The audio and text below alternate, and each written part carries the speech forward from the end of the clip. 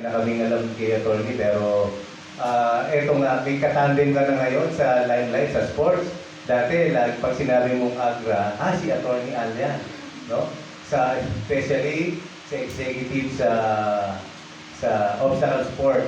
And sa masters, athlete naman si Atty. And just recently nga, nanalo siya ng gold sa discus throw, no? So, competitive sport pa rin yun kasi masters naman. So, Atty., now dalawa na po kayo. Ano po yung mga, yun munang mga looking forward tayo sa mga pagkakabala nyo sa obstacle sport tsaka sa masters. Especially yung 5 throws for all. Una, masaya ako na kasama ko ang aking panganay before you. No? So, I'm involved in 3 sports as an athlete. I'm also in paddle. Pero unlike my daughter who's in pro, ako po amateur level. At sasali, bala ko rin sumali sa seniors category. Meron din kasi siyang 60 and up. So for athletics, I'm involved in right now discus pro. And for obstacle sports, aside from heading the National Federation, nagko-compete din po ako for obstacle sports for my age category. So, right now, I'm involved as an athlete in 3 sports. So ano po ang pinaghahandaan ninyo ngayon sa mga as executive level, as an athlete also? Especially obstacle sports tsaka sa master. As an athlete, this coming December nga, merong magkakaroon ng International Philippine Masters sa this coming November. So that's for discus. Then for obstacle sports, meron kaming World Championship in Costa Rica. We will be sending our national athletes there this coming August and this July. Asia Pacific Championships in Malaysia. So sasali rin ako sa age category ko. And for paddle, sasali rin ako kung chaperon and playing at the amateur level.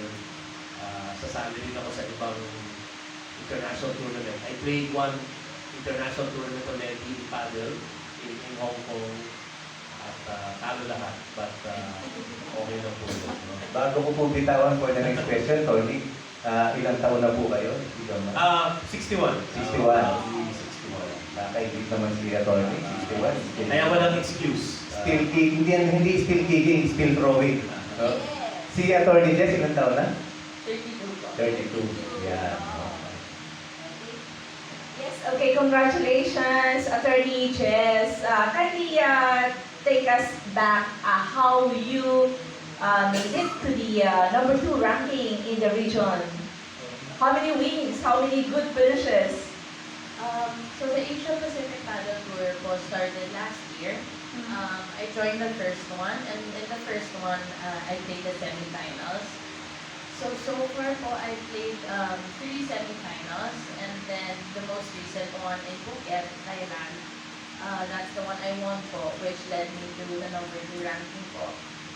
But also in March, I actually also won for the mixed open category. But right now they haven't released the rankings yet. So I'm more focused on the women's category. But I'm really happy po about the number 2. 2 months ago po in March, I was still number 11 po. And then because of the semifinals finish po in March and in April, and then the last one po where I won the title, my ranking moved up po. So, what is your next goal? Can you be number 1? Well, in a week, in a few weeks, it's just a matter of a tournament or 2, di ba? It could be po. I think the difference between the points po between me and the number 1 of 300 points po, I think 200 or 300. So I think a tournament or 2 could make a big difference po.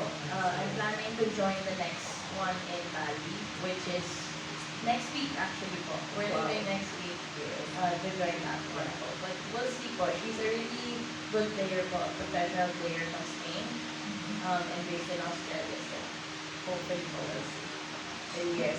But how tough the competition, considering that this is just a new tour, the Asia, Oceania ba? Asia Pacific. How many countries, how many teams usually compete? I can't remember po for the women, but the last tournament, it was 100 plus teams na rin po.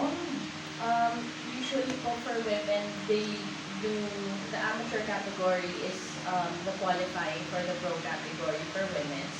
And so far, I've seen players, top players from Thailand, Indonesia, Australia, Hong Kong, China, Japan, and a few players from Europe as well. So a lot of players po from our region. So, what region, what continent is the pioneer in this sport of paddle? Definitely not Asia, di ba? Asia. In Asia po, it's only been around for 10 years for Japan, but a lot of Southeast Asian countries, 2-3 years. So the sport started in the 1960s in Mexico, but it's become very popular in Europe, especially in Spain. So most of the top players po are from Europe. Yes.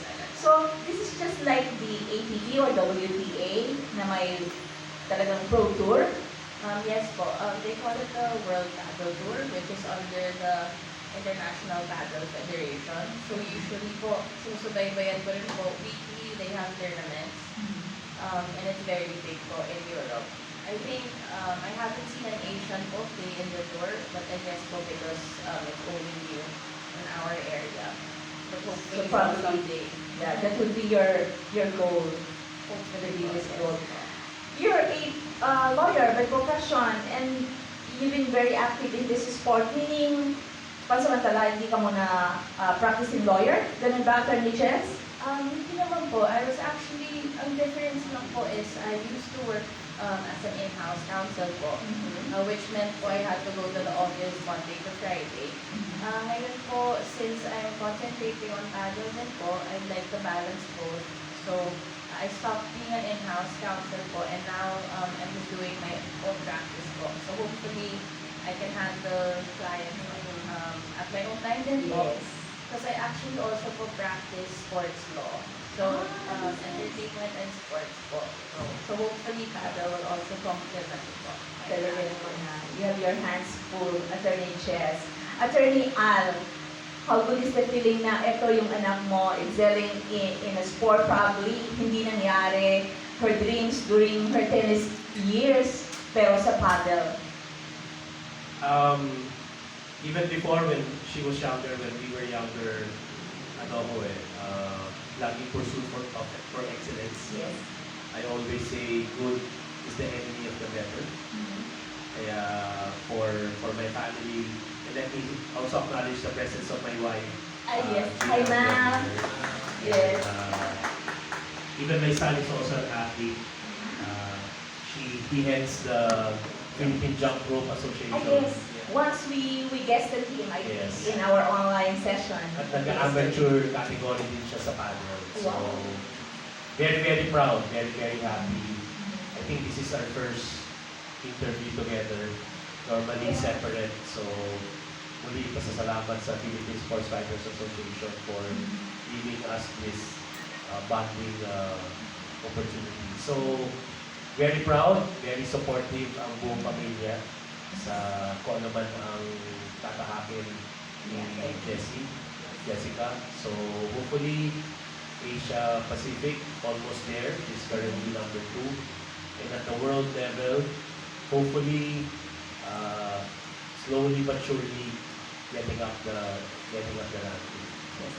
Going up the ranking. Attorney Al, as a national sports federation official, how do you see this sport of paddle for the Philippines? You know, yung masama to sa mga games or for a Filipino to be really up there in the world ranking. Ano po yung mga possibilities na pwede nating maasahan in this sport? I think the formula for all sports is the same.